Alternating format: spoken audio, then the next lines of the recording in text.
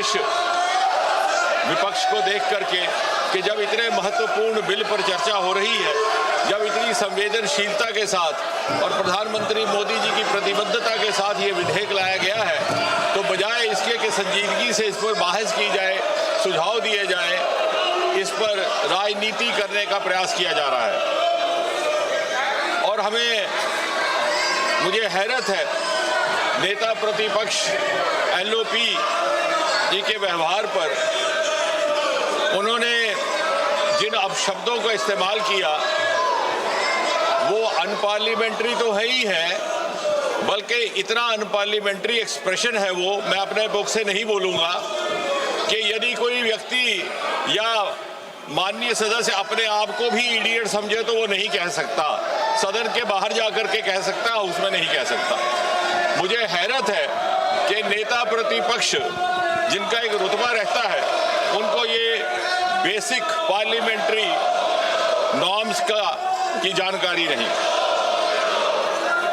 और इसलिए जब वो कहते हैं कि मैं किसी व्यक्ति विशेष के बारे में ये शब्द इस्तेमाल नहीं कर रहा, तो कई बार ये शंका होती है कि क्या वो छात्रों के लिए कर रहे हैं। और अगर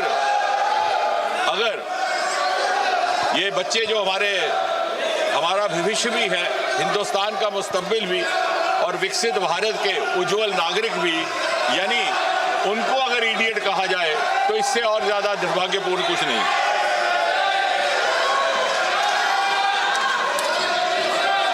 मुझे ये भी हैरानगी है कि नेता प्रतिपक्ष को सार्वजनिक जीवन और प्रशासनिक प्रणाली की जो बुनियादी बिंदु हैं उनकी जानकारी का भी अभाव है। सबसे पहली बात तो ये कि जब वो कहते हैं कि गृह मंत्री जी ने गोली चलाने का आदेश दिया और उसे ऑथेंटिकेट करने में नाकाम है, तो सबसे पहली बुनियादी बात कि कहीं भी गोली चलाने का आदेश कोई मंत्री नहीं देता, वो मैजिस्ट्रेट देता है, एसडीएम देता है, डीएम देता है। हम सब विधायक रहे हैं, सांसद रहे हैं, हमारे अनुभव में है। इसका अर्थ ये हुआ कि उन्हें सार्वजनिक जीवन का भी अनुभव में अभाव है। दूसरी बात, ये बार बार स्पष्ट किया गया कि गोली चली ही नहीं, अश्रु गैस, टीयर गैस का इस्तेमाल हुआ, लेकिन जब गोली चली ही नहीं तो आदेश देने का सवाल ही नहीं पैदा होता। और आदेश देने का अधिकार मैजिस्ट्रेट के पास रहता है, मंत्री के पास नहीं। फिर इन्होंने ये कहा कि गृह मंत्री जी के साथ 30 गाड़ियों का 30 व्हीकल्स कैवलकेड, शायद इनको गिनती करने में भी दिक्कत है। इन्होंने शायद वो कैवलकेड देखा ही नहीं कि 30 गाड़ियां कभी भी गृह मंत्री जी के साथ नहीं चलती। फिर उन्होंने ये भी कहा कि गृह मंत्री जी विदेश गए हुए थे। हम में से किसी की जानकारी में ऐसा नहीं, कहीं कोई प्रमाण नहीं, क्योंकि विदेश जाने का सवाल ही नहीं। गृह मंत्री जी कभी भी विदेश नहीं गए। तो यानी तथ्यों के बिना, सत्य के बिना गैर जिम्मेवारी से इस सदन में बात कह देना और फिर कह करके निकल जाना, यह किसी जिम्मेवार नेता और विशेषकर नेता प्रतिपक्ष का व्यवहार हो ही नहीं सकता। अब ये भी कहा गया, अब इन्होंने एक कहानी सुनाई, तो मैं भी ये कहानी सुनाना चाहता हूं। और ये कहानी है 21 जुलाई की।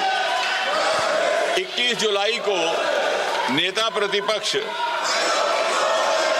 नामालूम क्या सोच करके और किस उम्मीद से जाकर के बैठ गए 7 LKM प्रधानमंत्री आवास के फाटक के बाहर। अब नामालूम क्या था मन में। अब मेरा विभाग ऐसा है जो शोध के साथ ताल्लुक रखता है। जब इस पर थोड़ा सा मंथन किया तो ये संभावना लगी कि शायद बहुत ज़माने से इनको ये हसरत सता रही थी कि देश इनको प्रधानमंत्री चुने और 7 LKM में बिठाए। अब इनकी जब वो हसरत पूरी ना हुई तो निराशा और फ्रस्ट्रेशन से हताश होकर के वो प्रधानमंत्री आवास 7 LKM के दरवाजे पर जा बैठे और फिर जब इनको बड़ी विनम्रता से समझाने का प्रयास किया गया कि ये आपको शोभा नहीं देता, तो इन्होंने कहा कि मुझे उठा लिया जाए। ना चाहते हुए भी जब पुलिस को इनसे ये निवेदन करना पड़ा कि आप हट जाइए, तो बड़े बेगैरत होकर के वहां से निकले। और जैसा कल हमारे एक माननीय सदस्य कह रहे थे, शुरू में तो ये उस आंदोलन के साथ जुड़ने में गुरेज कर रहे थे। इन्हें लगा कि आम आदमी पार्टी का आंदोलन है, लेकिन जब आंदोलन इन्हें लगा कि उठने लगा, तो इन्हें जो माननीय सदस्य कल कह रहे थे, जेन ज़ी की जबान में MIA हो गया। MIA मतलब मिसिंग इन एक्शन, जो हमारे जेन ज़ी की भाषा है। और दूसरा, जैसा कल बताया गया कि FOMO, fear of missing from action, और इसलिए ये जाकर के वहां बैठे। और फिर जब इन्हें उठाया गया, तो जो इन्होंने दृश्य वहां पे दर्शाया अपने उठाए जाने का, तो क्या वो गालिब का शेर है कि बड़े बेगैरत होकर तेरे कूचे से हम निकले, बड़े बेआबरू होकर तेरे कूचे से हम निकले, बहुत निकले मेरे अरमान, लेकिन फिर भी कम निकले। यानी वो जो दबे हुए अरमान है 7 LKM में जाकर के बसने के और नेता बनने के, वो ना मालूम किस किस प्रकार पिछले एक सप्ताह में जाहिर हुए। मैंने 40 से 45 हमारे वक्ता रहे, सबके सुझाव भी नोट किए, बड़े ध्यान से भी सुना। उसमें कुछ एक बातें ऐसी भी आई जो मुझे लगता है कि स्पष्ट करने लायक है। यहाँ पे ये बताया गया, हमारे कांग्रेस के नेता गगन गोगोई जी ने कहा कि मासूम बच्चों पर जुल्म सितम ढाया गया। शायद उन्हें ये मालूम नहीं कि utmost restraint was exercised and it was made sure that casualties don't happen. लेकिन मुझे लगा बाद में, जैसे मैंने कहा कि जब शोध किया तो ये लगा कि अपने अनुभव से बोल रहे थे, क्योंकि सन 1969 से लेकर के 1984 तक जो असम में ऑल इंडिया स्टूडेंट यूनियन का प्रदर्शन रहा, आंदोलन रहा, वो हमारा रिकॉर्ड बताता है कि 860 innocent people, most of them students had got killed. उस समय सरकार कांग्रेस की थी। तो इन्हें लगा कि जिस तरह से हम अपने ज़माने में आंदोलन कर रहे विद्यार्थियों को कुचलने के लिए उन्हें मौत के घाट उतारते थे, शायद इन्होंने भी ऐसा किया हो। माननीय प्रियंका गांधी जी ने एक बड़ी रोचक बात की और ये सुनने लायक है। उनका कहना है कि 152 बार पेपर लीक हुआ। यह आंकड़ा कहाँ से मिला, कोई प्रमाणित नहीं, कोई ऑथेंटिकेशन नहीं। लेकिन उससे भी अधिक दिलचस्प बात ये है, वो कहती हैं कि 150 papers leak, 150 times the paper leak happened which affected 750 crore children. I have verified this from the written script which was there in the parliament last night, where I wanted to actually check on myself.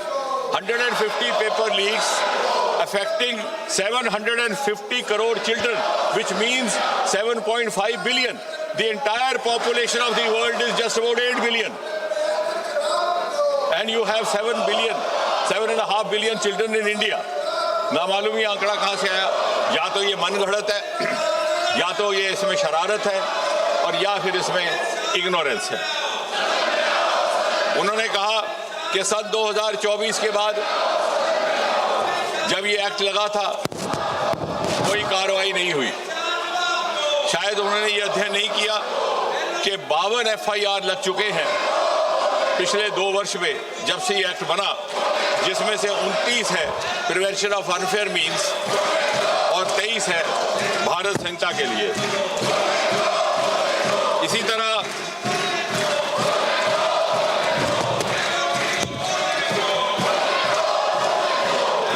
Venugopal जी ने कहा कि हमने school बंद कर दिए। शायद वो ये कहते कि हमारे हायर एजुकेशन के अवसरों में 30% बढ़ोतरी करने का ये काम इस सरकार ने किया है। We have increased the number of universities from 760 to 1,293. I am not saying anything without evidence. The number of higher education institutions has been increased from 51,534 to 64,896. इसी सरकार ने ट्राइबल्स के लिए एकलव्य विद्यालय भी बनाए और इसी सरकार ने national education policy 2020 lie, which is a game changer and which should have happened actually. वो एक आपका अधूरा काम और आपका पाप था। उसका नॉमेनक्लेचर भी गलत था। Human resource development is a nomenclature used in the corporate sector and other places to refer to personnel management and you had made young children prisoners of the subjects chosen for them in class 12 by their parents, by their guardians, by their elders. NEP 2020 has liberated our adolescent children from these subjects that they took up for class 12 and given them an aptitudinal freedom.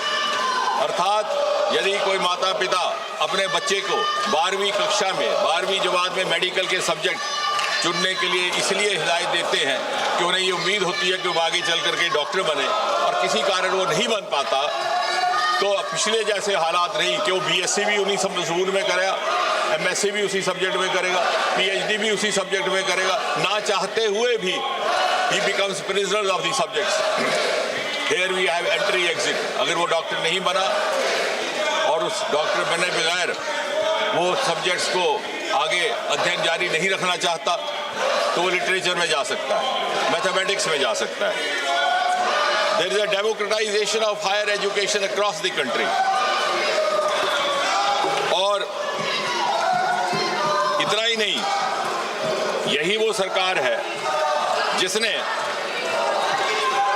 Medical education में भी, क्योंकि medical education के हवाले से बात हो रही है,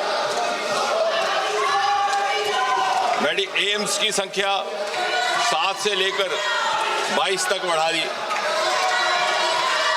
गवर्नमेंट मेडिकल कॉलेज की संख्या 387 से 844, एमबीबीएस सीट 51,300 से 1,39,000, पोस्ट ग्रेजुएशन सीट्स 31,100 से 86,300 तक। अब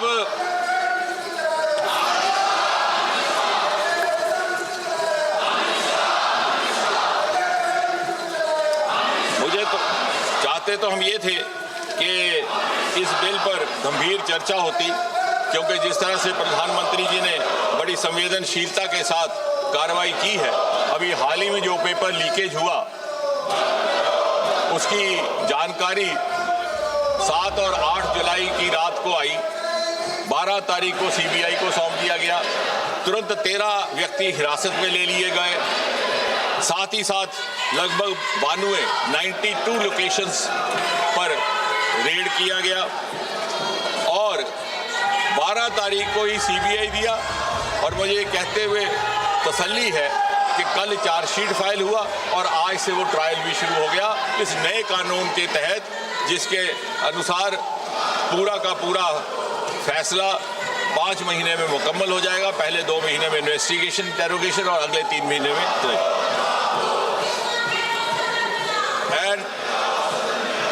इसलिए जब आप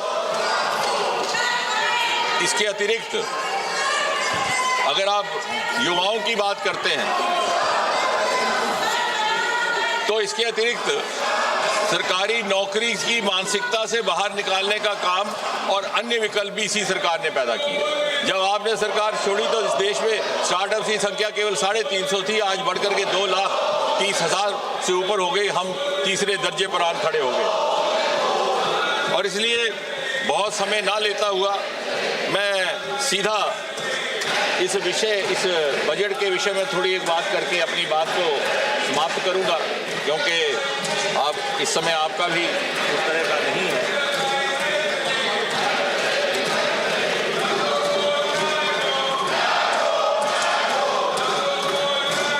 इस बिल की ये खासियत है कि the public examination prevention of unfair means amendment bill 2026, इसकी कुछ एक धाराएं मैंने कल भी व्याख्या की थी।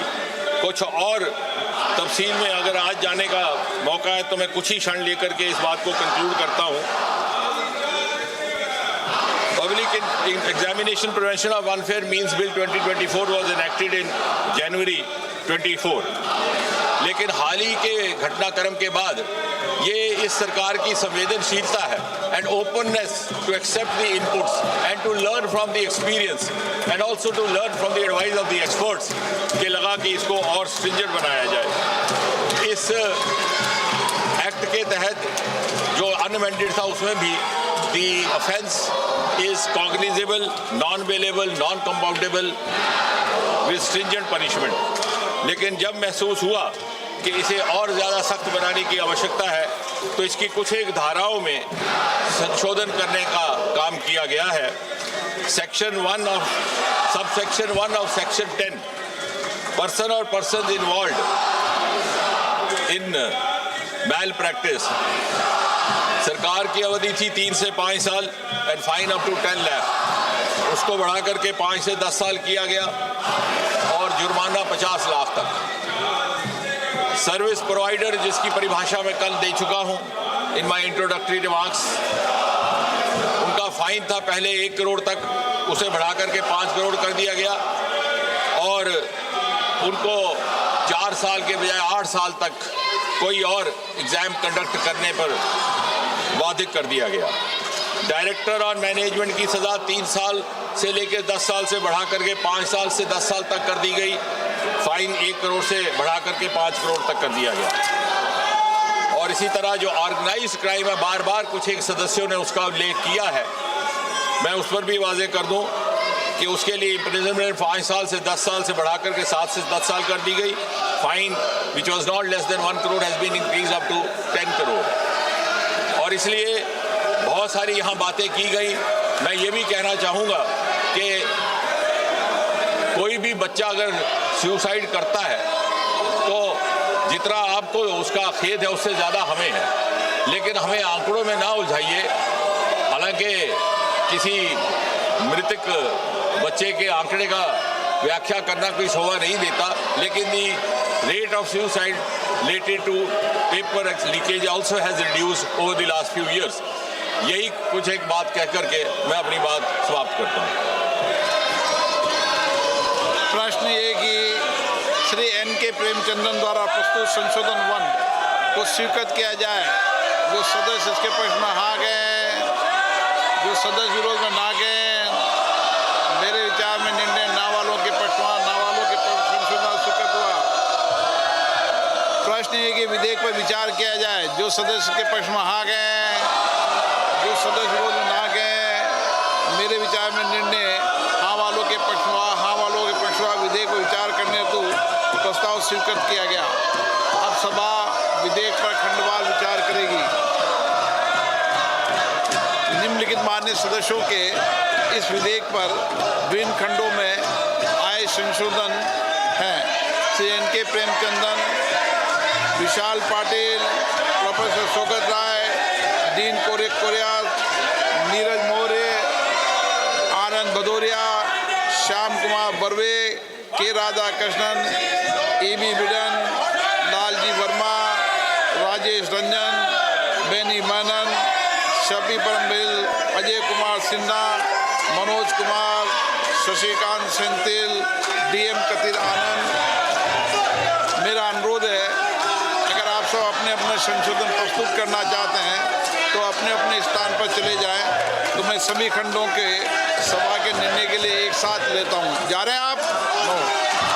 प्रश्न है कि खंड 2 से 5 विधेयकांग बने। जो सदस्य के पक्ष में हाँ गए, जो सदस्य विरोध में ना गए, मेरे विचार में निर्णय हाँ वालों के पक्ष में, हाँ वालों के पक्ष हुआ। खंड 2 से 5 विधेयकांग बना। प्रश्न ये कि खंड 1 अधिनियम सूत्र और विधेयक का पूरा नाम विधेयकांग बने। जो सदस्य इसके पक्ष में हाँ गए, जो सदस्य विरोध में ना गए, मेरे विचार में निर्णय हाँ वालों के पक्ष हुआ। हाँ वालों के पक्ष हुआ। खंड 1 अधिनियम सूत्र और विधेयक का पूरा नाम विधेयकांग बने। मंत्री जी अब प्रस्ताव करें कि विधेयक को पारित किया जाए। मैं प्रस्ताव करता हूं कि विधेयक को पारित किया जाए। प्रश्न ये कि विधेयक को पारित किया जाए। जो सदस्य इसके पक्ष में हाँ गए, जो सदस्य विरोध में ना गए, मेरे विचार में निर्णय हाँ वालों के पक्ष में प्रस्ताव स्वीकृत हुआ और विधेयक पारित हुआ।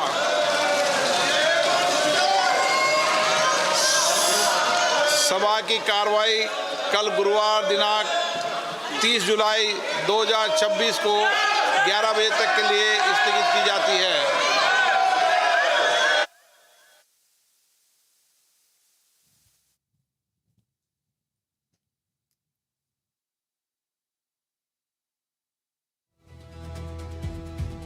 കാണാൻ സാധിച്ചത് പ്രതിപക്ഷ ആരോപണങ്ങൾക്ക് ഇപ്പോൾ ഭരണപക്ഷം മറുപടി നൽകിയിരിക്കുകയാണ്. അതിൽ കേന്ദ്രമന്ത്രി ജിതേന്ദ്ര സിംഗ് രാഹുൽ ഗാന്ധിയെ വിമർശിച്ചിരിക്കുന്നു. വെടിവെക്കാൻ ഉത്തരവിടുന്നത് ആഭ്യന്തരമന്ത്രിയല്ല, ഉത്തരവിടാനുള്ള അധികാരം ജില്ലാ മജിസ്ട്രേറ്റിനാണെന്നാണ് ഇപ്പോൾ ജിതേന്ദ്ര സിംഗ് പ്രതികരിച്ചിരിക്കുന്നത്. എന്തായാലും പ്രതിപക്ഷ നേതാവ് സഭ്യമല്ലാത്ത ഭാഷയിൽ സംസാരിക്കുകയാണ്. രാഹുൽ ഗാന്ധി നുണ പ്രചരിപ്പിക്കുന്നു എന്നൊരു വിമർശനം കൂടി ഭരണപക്ഷത്തിന്റെ ഭാഗത്തുനിന്ന് വരുന്നു. രാഹുൽ ഗാന്ധി സഭയിലെ നിയമം ലംഘിക്കുകയാണെന്നും രാഹുലിന് പ്രധാനമന്ത്രിയാകാത്തതിന്റെ അമർഷമാണെന്നാണ് ഇപ്പോൾ ഭരണപക്ഷം ഇപ്പോൾ പ്രതികരിക്കുന്നത്. എന്തായാലും രാഹുൽ ഗാന്ധിക്കുള്ള മറുപടിയാണ് ഇപ്പോൾ ഭരണപക്ഷം നൽകിയിരിക്കുന്നത്. ഇപ്പോൾ ലോക്സഭയിൽ വലിയ രീതിയിൽ പ്രതിപക്ഷ ബഹളം തുടരുകയാണ്.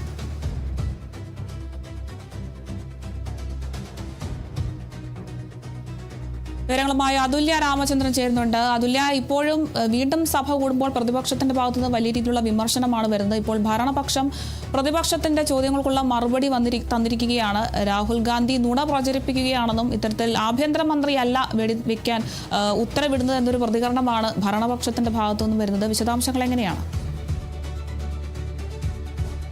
അരുണിമ, എന്തായാലും സഭ ഇപ്പോൾ ഇന്നത്തേക്ക് പിരിഞ്ഞിരിക്കുകയാണ്. പ്രധാനമായും ഇന്ന് ഈ ഒരു ലോക്സഭയിലെ പൊതുപരീക്ഷാ ഭേദഗതി ബില്ലിന്മേൽ നടന്ന ചർച്ചയ്ക്ക് മറുപടി നൽകിക്കൊണ്ടാണ് ബില്ലിപ്പോൾ സഭ പാസ്സാക്കിയിരിക്കുന്നത്. സാധാരണയായി വോട്ടിനിട്ട് പാസ്സാക്കുകയായിരുന്നു. ഇത്തവണ ശബ്ദ വോട്ടിനിട്ടാണ് പാസ്സാക്കിയിരിക്കുന്നത്. അതായത് സഭയിലുള്ള അംഗങ്ങൾ അനുകൂലിക്കുന്നവർ അതിനനുസരിച്ച് ശബ്ദമുണ്ടാക്കിയും പ്രതികൂലിക്കുന്നവർ അത്തരത്തിൽ ശബ്ദ വോട്ടിനിട്ടുകൊണ്ടാണ് ഇപ്പോൾ സഭ ഈ പൊതുപരീക്ഷാ ഭേദഗതി ബില്ല് പാസ്സാക്കിയിരിക്കുന്നത്. അതിനിടെയാണ് ഈ കേന്ദ്രമന്ത്രി ജിതേന്ദ്ര സിംഗ് രാഹുൽ ഗാന്ധിക്ക് ഉള്ള പരാമർശങ്ങളുടെ മറുപടി എന്ന രീതിയിൽ അദ്ദേഹം പ്രതികരണങ്ങൾ നടത്തിയത്. രാഹുൽ ഗാന്ധിക്ക് മാത്രമല്ല, ഇന്നലെ പ്രിയങ്ക ഗാന്ധി MP-യും സമാനമായ രീതിയിൽ ഭരണപക്ഷത്തെയും ആഭ്യന്തരമന്ത്രിയെയും പ്രധാനമന്ത്രിയെയും എല്ലാം തന്നെ വലിയ രീതിയിൽ വിമർശിച്ചുകൊണ്ടുള്ള പരാമർശങ്ങൾ നടത്തിയിരുന്നു.